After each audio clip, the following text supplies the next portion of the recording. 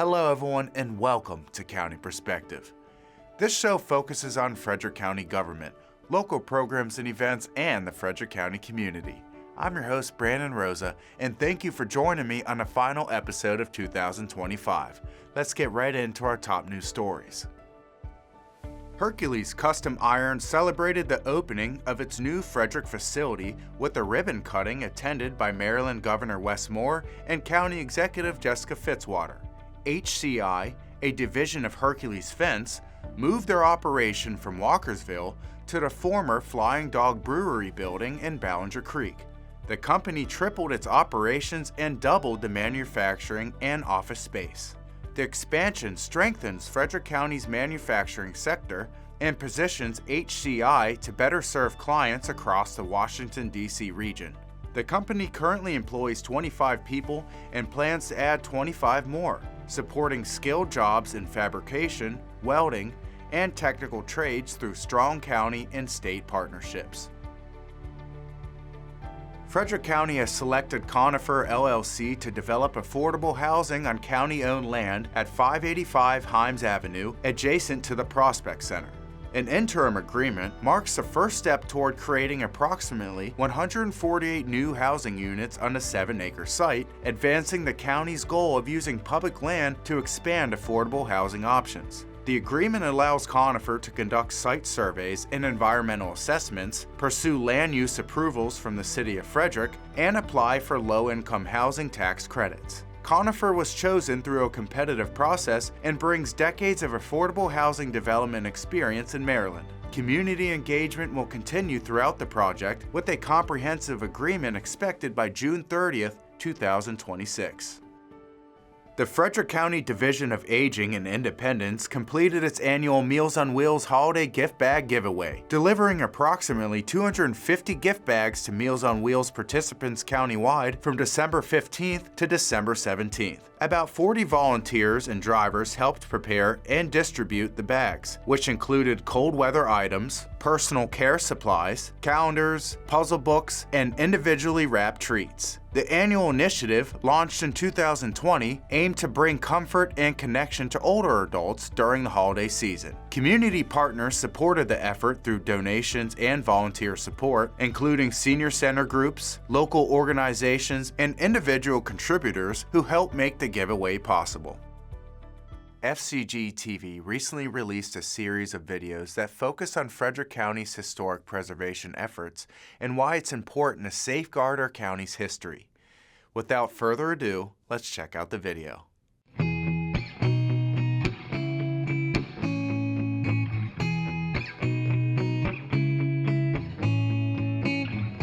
Frederick County's historic districts and landmarks enhance the county's unique identity and improve the quality of life for its residents and visitors.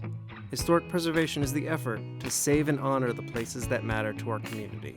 Historic preservation helps individuals, businesses, and communities protect, restore, and reuse these significant places for current and future generations.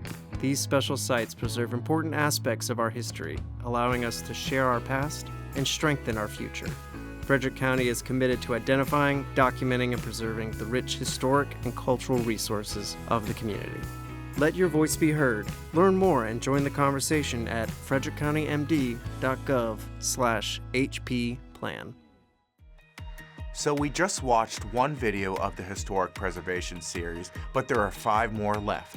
Unfortunately, we don't have time to watch all of them in this episode of County Perspective, but if you want to watch them after the show, visit Frederick County Government's YouTube channel. Okay everyone, we're going to take a short break, but we have so much more to cover in this episode of County Perspective. See you soon.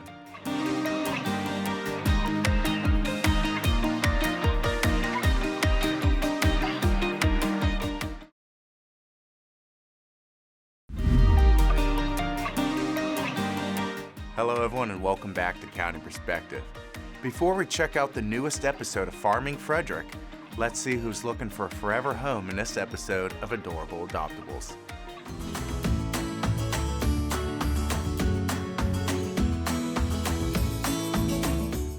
Like many cats, Oreo was a bit shy when he first arrived. Shelters can be scary places for animals used to living in a home. After a couple of weeks, however, Oreo adjusted to his new living situation and is now quite the character. You'll often find the 2-year-old under his bed, not because he's scared, just because it's cozy. He'll come right out once he knows an opportunity for affection or playtime is present. He enjoys petting sessions, but goes wild for toys. He's a huge fan of wand toys, mice, and even watching and swatting at Bubbles. Yes, Bubbles. While he does enjoy human interaction, he is afraid of dogs and cars and is not a huge fan of infants, but does well with children over the age of 5. To learn more about Oreo and our adoption process, call Frederick County Animal Control and Pet Adoption Center at 301-600-1546.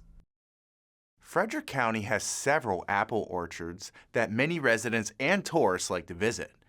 On the newest episode of Farming Frederick, FCG-TV and host Yvette Castillo visited Catoctin Mountain Orchard to learn more about apples in our county. Let's roll this tasty video, and hopefully you have an apple at home because you're going to want one after this video. I'm Yvette Castillo, and before Farming Frederick, I've never been on a farm before. I'm visiting farms across Frederick County, Maryland to learn about local farming. You're watching Farming Frederick.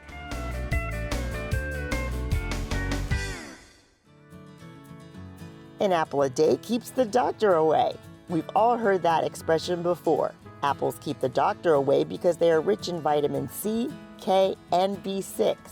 Did you know that bananas and apples are the top fruits purchased in the United States? Unfortunately, there are no banana trees in Frederick County, but there are plenty of apple orchards. In fact, there are over 30 apple orchards in Frederick County, making Frederick the second leader in apple orchards in the state of Maryland. In this episode of Farming Frederick, we're taking a trip to Catoctin Mountain Orchard to learn more about apples and how to pick them.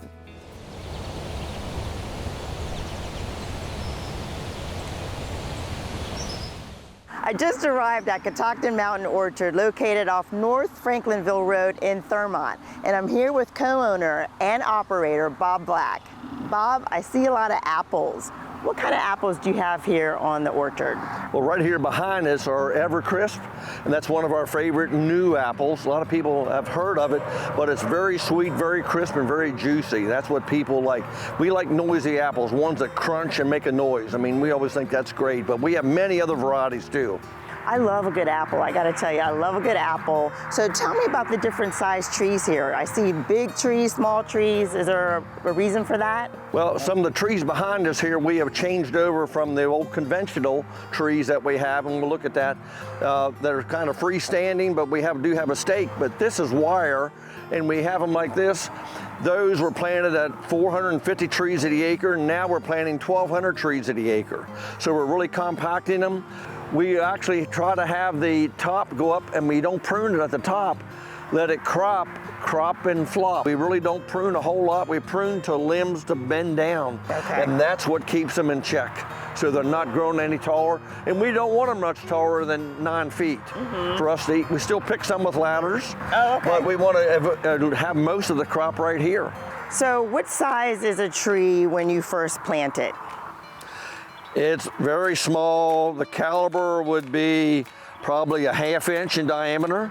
It might be this tall, and it'll have a lot of roots on the bottom. How do you keep invaders from the apples? Do you use a spray or something else?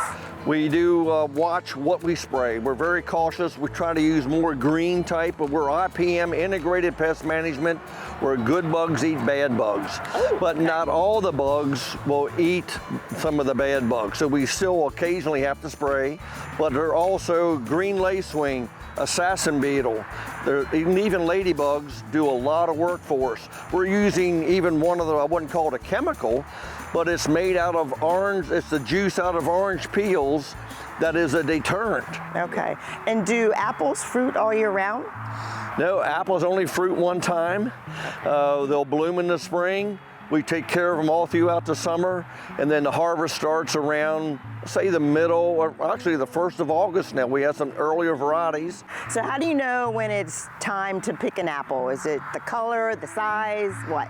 There is a way to go through, and there's a technical way. I like the Bob Black method. You know, I'm saying you look for color, you look for a little deeper color, and then you look for maybe a little bit of amber background on certain varieties. And then of course, crunch right into it. It's like, man, these are ready to pick.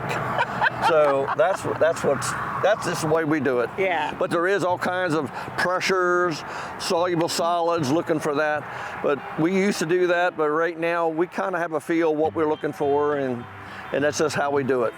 I'm curious to know, because I will say I bought an apple the other day from the grocery store. What? What? I know, but listen. Yvette! But listen to me. Listen to me. It wasn't good. I thought it was going to be good. Check. Yeah. So I've got to taste these apples here. Yes, we are going to do that right now. All right. Tell you the truth, I've never picked an apple before. It's an exciting thing. It's a great thing for families, and that's why people love coming here, because we always have this wall of apples. Yeah. And that's what it is. So I mean, That's great. So things like this in here. All right. Sure. Get that one for one, and Okay. I'll tell you what, pick me one over here then. How about that one there? Got it. Woohoo! Right, Yes. yeah. Yvette, here's what we do with my grandkids. Okay. There's natural wax on this apple, but all we're going to do is just shine it right up, All right. and we'll get it all looking nice. Yep. And are we ready for hear the noise? I'm ready. Because I'm ready. we like noisy apples. Look at the shine. There's natural wax on there, and we are ready to go. Okay. Ready? Sure. Let's One. go. Cheers. Cheers. All right. Here we go. Oh, wow. It is juicy. Oh, It's very man, good. Sweet, crunchy. Every bite is a noisy bite. I love it. I'm going to keep eating. That's okay. I am too.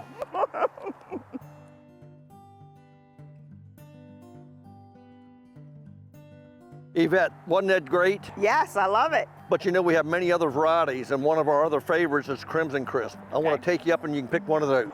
Okay, sounds good. All right, great.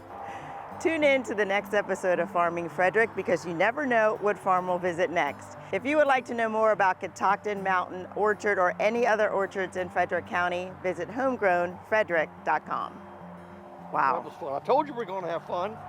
I'm all about fun. After we were done filming this episode, Bob let us pick an apple before we went home, and wow, was that a tasty experience. Now, the holidays are here, but once they wrap up and you're looking for something fun to do with family and friends, Frederick County departments and divisions have you covered. There are plenty of events and programs coming up in the next few weeks geared for all ages. Let's take a look at this episode's calendar of events.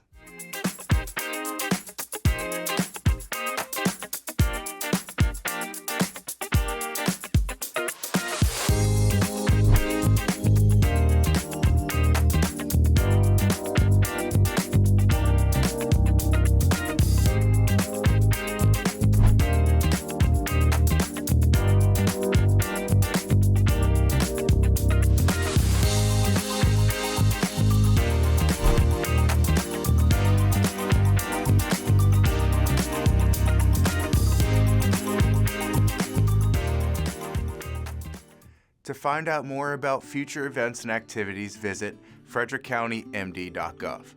Before we wrap up this episode of County Perspective, let me share a few more things with you. Frederick County Council member MC Keegan-Air was installed as the 2026 president of the Maryland Association of Counties during an evening ceremony in Cambridge, Maryland. The installation was conducted by Maryland Governor Wes Moore. MACO serves as a nonprofit, nonpartisan organization representing all 24 Maryland counties, including Baltimore City, and advocates for effective and efficient county government. The association supports county elected officials through advocacy, education, training programs, and collaboration on legislative and policy issues. MACO is the only organization dedicated exclusively to serving the needs of county governments and elected officials across the state. A year of progress, a year of innovation, and a year of results. Let's take this moment to watch FCG-TV's recap of all the amazing things Frederick County government accomplished in the year of 2025.